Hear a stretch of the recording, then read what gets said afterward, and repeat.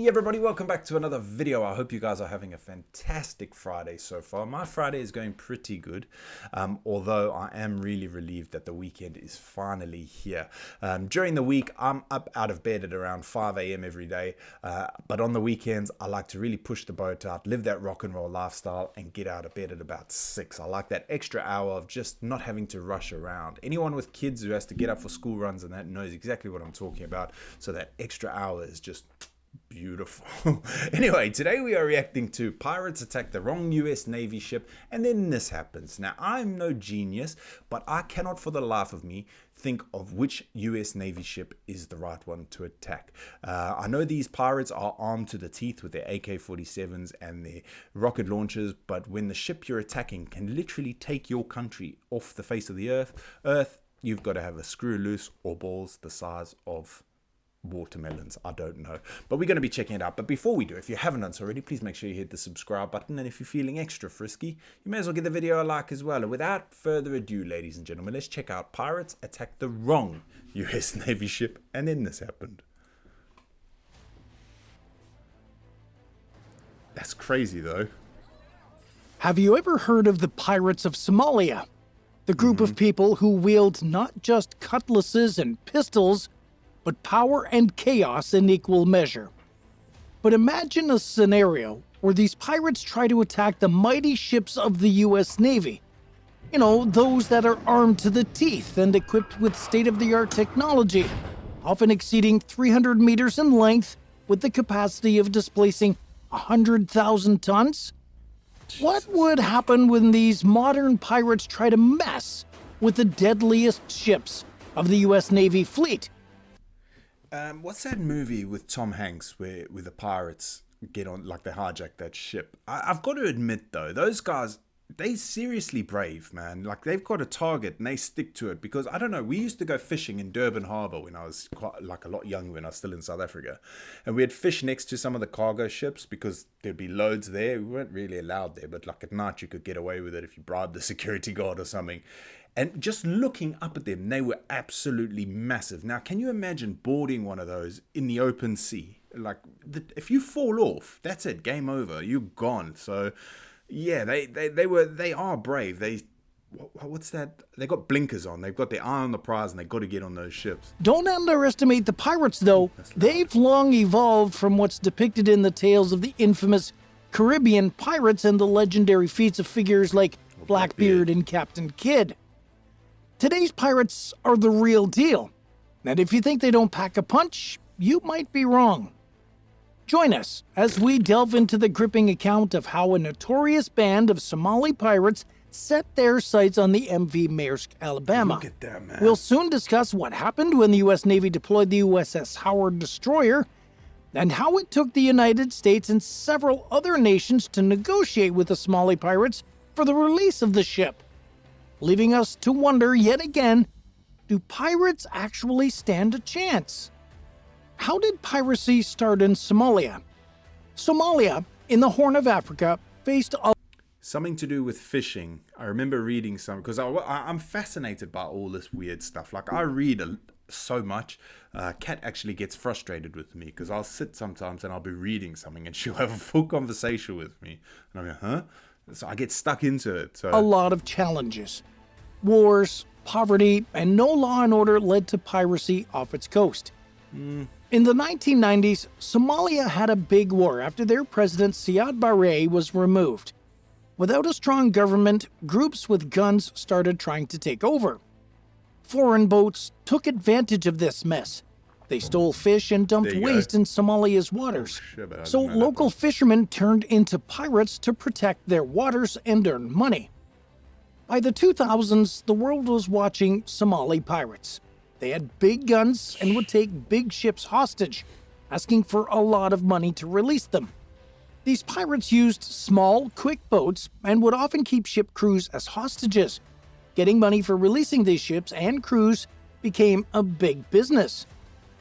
Back in the day, pirates lived on their ships, but modern pirates, like the ones in Somalia, have bases on land and used fast boats for their attacks.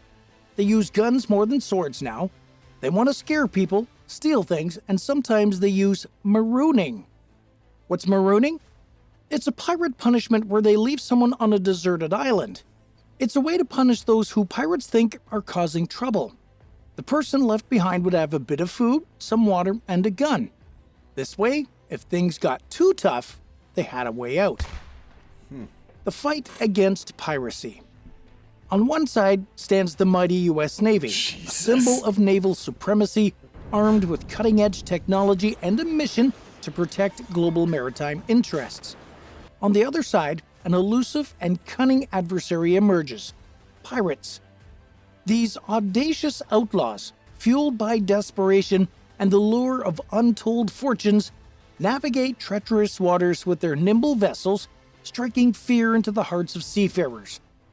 As the U.S. Navy deploys its sophisticated arsenal and strategic prowess to combat this elusive menace, an intricate game unfolds. With every encounter, the stakes escalate. In the face of the grave threat posed by pirates to maritime trade and the safety of seafarers, the U.S. Navy has devised a comprehensive approach to tackle this age-old scourge head-on. Central to their strategy is the implementation of non-lethal deterrents, which play a pivotal role in mitigating the risks when encountering such threats. But why non-lethal weapons? Why? Yeah, I was just going to say that. Surely the best deterrence is... Okay, I'm not advocating for anybody to get shot or anything, but like if you're going to attack a ship, you know the risks involved. Like if people start blasting back, surely it's going to be a bit more of a deterrent than non-lethal. Or like I've seen on some of the ships, they don't even really do anything. They just let them get on and do their thing, and it's the safest way. Why not just use full force against the pirates? These are questions up for debate. Regardless, the U.S. Navy strives to deter and dissuade pirates from engaging in acts of violence and piracy, thus safeguarding the well-being of those traversing the high seas. Amongst the methods employed, long-range acoustic devices, or LRADs, are one of the most popular. LRAD systems emit powerful, focused sound waves, which are basically pain-inducing audible beams. The sonic weapon produces a high-pitched noise that is higher than the tolerance level of an average human being, deafening the victims and preventing them from coming any closer. The mighty water cannon is another widely utilized non-lethal, offering an effective deterrent against piracy. This powerful device projects a forceful stream of water, creating an impenetrable barrier that dissuades pirates from boarding merchant vessels. Moreover, the water cannon's ability to swiftly fill pirate boats hampers their mobility. I was just going to say, surely it's going to either knock you off the boat and you stand a big chance of drowning, or it's going to fill the boat up and the boat sinks or capsizes and then you're stuck out in the ocean anyway. And restricts their maneuvering capabilities. Plus, we all know what happens when water fills up in a boat. Other more powerful methods include stun grenades, electric secure fences, laser devices, and dazzle guns, which are certainly non-lethal, but extremely painstaking to say the least. The U.S. Navy under attack. During its service, the USS Nicholas, FFG-47, encountered a dramatic incident involving an attack by pirates. In April 2010, while operating in the waters of the Indian Ocean, the frigate found itself engaged in a tense confrontation with Somali pirates. The incident unfolded when the USS Nicholas detected a suspected pirate vessel, referred to as a skiff, in the vicinity. The frigate's crew swiftly mobilized and initiated appropriate defensive measures. As the pirate skiff attempted to flee, the USS Nicholas, acting in accordance with its mission to combat piracy, commenced pursuit. In a remarkable display of skill and precision, the USS Nicholas managed to intercept the pirate skiff.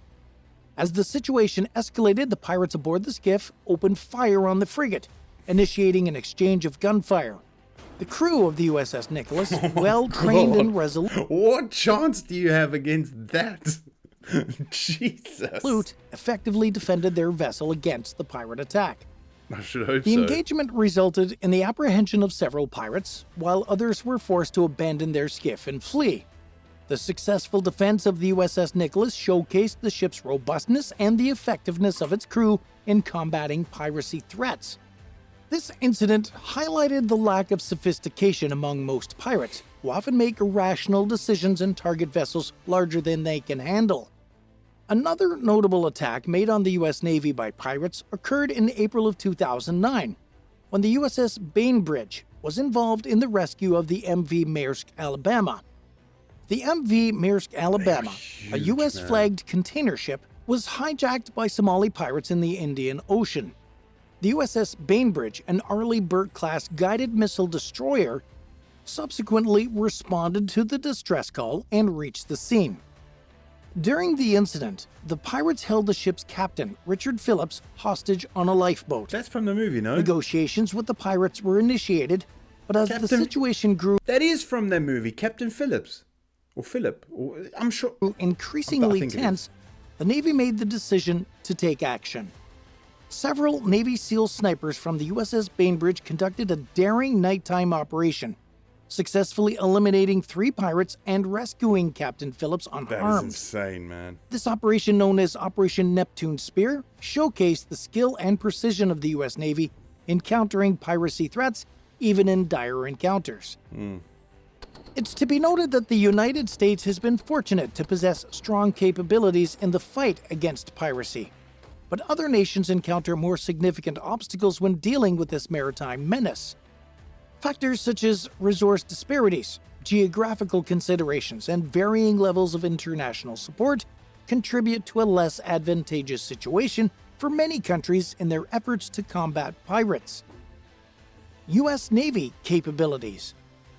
Let's delve into the prowess of U.S. Navy ships, which, interestingly, some pirates believe they can challenge. To state the obvious... It's insane to me that they think that. It is so crazy. I mean, we've done a few videos on these carriers, haven't we? And those rocket launchers probably wouldn't even put a scrape on them because they are so freaking immense. The U.S. Navy boasts the world's largest and most formidable fleet. The Zumwalt class is the pinnacle of surface combatants, showcasing innovation in naval capabilities. The USS Zumwalt, the headliner of this class, is engineered for diverse missions from deterrence to sea control. These destroyers reflect the U.S. Navy's vision for the future. They're not just for today's challenges, but are crafted to integrate emerging technologies and adapt to new mission scenarios. Speaking of advancement, the Zumwalt will soon incorporate the Pentagon's common hypersonic glide body. This system, soaring at Mach 5 or more, can obliterate targets just with its astonishing velocity. I've never seen that. Hypersonic glide body. Under the water. This system, soaring at Mach 5 or more, torpedo? Can obliterate targets just with its astonishing velocity. On the other hand, the Arleigh Burke-class guided missile destroyer holds its place among the world's elite ships. Commissioned in 1991, it remains a linchpin in the Navy's fleet. These destroyers come equipped with an arsenal that can deter a spectrum of threats, from aerial to subsurface. Pirates even thinking of confronting an Arleigh Burke-class would be courting disaster, especially given its Aegis combat system that can track, target, and destroy threats swiftly and effectively. The sheer power of these missiles can neutralize threats in mere seconds. Pirates considering challenging such a force? That'd be a grave miscalculation. But for some reason, pirates still end up attacking U.S. Navy ships. So here's a question for you. Why do you think these pirates try and attack such huge vessels? And what do you think about using non-lethal weapons? Share your thoughts in the comments below. I think that probably plays a part, doesn't it? If they know that they're using non-lethal weapons and they're like, oh, we may as well chance it. I mean, yeah, eventually the lethal weapons will be pulled out, but I don't know. What do you reckon? Do you think they should be using lethal force to stop these guys? A united front against piracy. In the ongoing battle against piracy, prominent organizations such as the International Maritime Bureau have emerged to play vital roles. The IMB serves as a crucial monitoring and documentation body, providing essential information on piracy incidents worldwide to governments and authorities. Additionally, the United Nations has taken proactive steps by establishing the United Nations Convention on the Law of the Sea, which sets forth a comprehensive legal framework for addressing piracy. The UNCLOS mandates international cooperation among nations in apprehending and prosecuting pirates, regardless of their nationality or the location of their criminal activities. One notable force in the fight against piracy is the Combined Task Force 150, or CTF 150. Operating under the Combined Maritime Forces, CTF 150 is a multinational naval task force with a primary mission to enhance maritime security and stability in the Gulf of Aden, the Arabian Sea, and Indian Ocean. Its focus extends to countering terrorism, preventing illicit activities including piracy and smuggling, and promoting a safe and secure maritime environment. Remember that the fight against piracy is a collaborative endeavor, with nations contributing their naval assets and personnel on a rotational basis to form this task force. Therefore, this multinational coalition can focus on conducting patrols, surveillance, and interdiction operations in the designated areas. The task force comprises warships, aircraft, and personnel from various countries, promoting international cooperation and coordination. Additionally, those close partnerships are maintained with organizations like the European Union Naval Force and NATO. Of course, the U.S. Navy plays a significant role in this collective effort to combat piracy, yet again demonstrating its commitment to maritime security. In your opinion, how do you think the collaboration between these organizations can be further strengthened? I'm no politician or tactician or anything, but it's got to be difficult, no, though.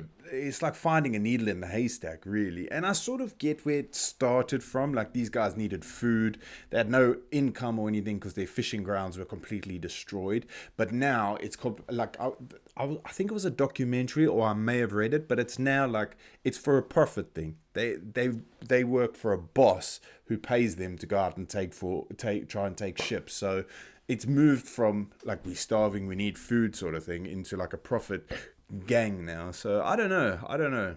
And what do you think about using non-lethal weapons against pirates? Should we use full force instead? Share your tactics, ideas, or thoughts with us in the comments section below. All in all, through active participation in multinational operations such as the Combined Task Force 150, the U.S. Navy plays a crucial role in deterring and countering pirate activities in vulnerable regions. Their commitment is exemplified by the deployment of naval assets, like the USS Howard, to monitor and protect hijacked ships like the Faina.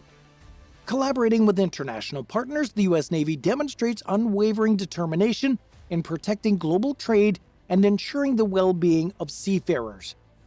Our deepest respect and gratitude go out to these courageous men and women who 100%. bravely serve in the ongoing battle against pirates.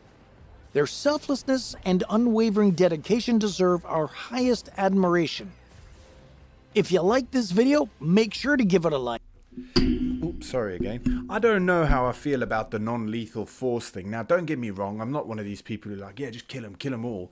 But if you are willing to go and attack a ship, whether it's a Navy ship, a cargo ship, or anything with firearms, and you're willing to take a life, you've got to be willing to accept the consequences, in my opinion. So if you see a ship coming, a pirate ship, skiff, that's the word, a pirate skiff coming towards your ship, and you open fire on them, I think you're just protecting yourself. It's like if someone came into your home, isn't it? Because while you're at sea, you're working at sea, you're living at sea, it is your home. You got to protect it.